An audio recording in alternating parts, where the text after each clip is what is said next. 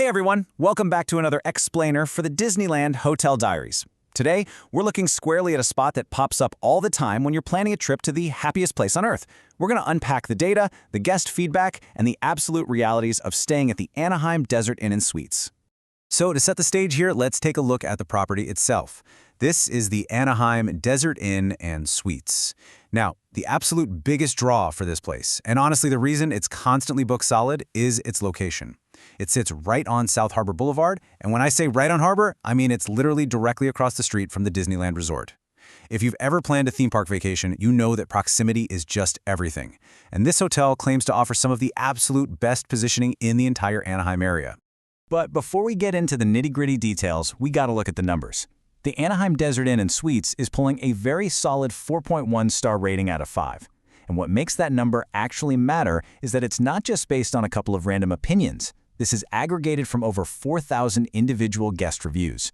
So we're working with a very robust baseline of credibility here. In fact, it's currently ranked as the 34th best hotel out of 126 in Anaheim. Clearly, they're doing a lot of things right for a lot of people. Okay, so here's our roadmap for today's explainer. First, unbeatable location. Second, family suites and freebies. Third, the drawbacks. And number 4, the final verdict. All right, let's jump into section 1, unbeatable location, just a crosswalk away. You know, when you're traveling to a theme park, your hotel's geography can absolutely make or break your trip. And this is exactly where the Desert Inn truly shines. Check out this direct quote from a recent guest. All we had to do was take a walk in the crosswalk to get to the parks. Now that sounds super simple, right? But the implications are huge. Think about it. After logging 10 to 15 miles of walking on solid pavement all day under the California sun, the absolute last thing you want to do is wait in a massive line for a shuttle bus or navigate some confusing parking structure. The sheer convenience of stepping out of the park gates, waiting for the pedestrian light to turn green, and boom, you're at your hotel, that is a massive premium. And honestly, this is exactly why families love it. Being mere steps from the entrance makes midday breaks just incredibly easy and stress-free. Let's say the kids are having a meltdown around 2 p.m. or the afternoon heat is just getting to be a bit much.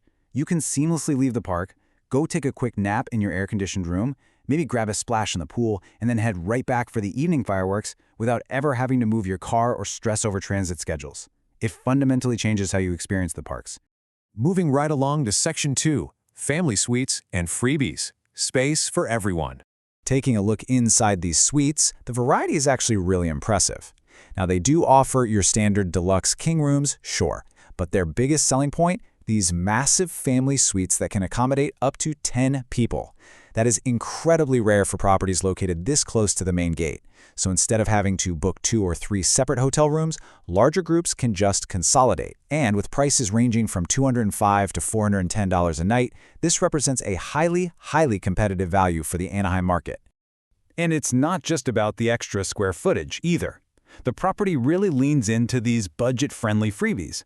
Guests are constantly praising the free continental breakfast, which is just perfect for grabbing a quick bite before rope dropping the parks. They also offer free high-speed Wi-Fi and, really importantly, daily room service and housekeeping. You know, a lot of hotels actually haven't brought back daily housekeeping yet, so coming back to a freshly made bed after a brutally long theme park day is a huge highlight that pops up a lot in the positive reviews. Hey, real quick, before we pivot into the more critical side of the property, if you're finding this explainer helpful so far, please take a second to subscribe and like the video. It really helps us out and keeps these deep dives coming your way. Okay, let's flip the script. Section 3, the drawbacks, a dose of reality. So, look, obviously, comfort is totally subjective, right? But we absolutely cannot ignore reviews like this one. One traveler flat out called it the worst hotel on Harbor Boulevard, specifically saying that the beds are hard as rocks. Actually, this reviewer even claimed the fold-out couch was preferable to the primary mattress. Now, we're not taking sides here, but it's our job to report the facts, and the fact is, for some guests, the sleeping arrangements were deeply uncomfortable. If you're someone who absolutely needs a plush, luxury mattress to get to sleep, the data suggests you might be pretty disappointed here.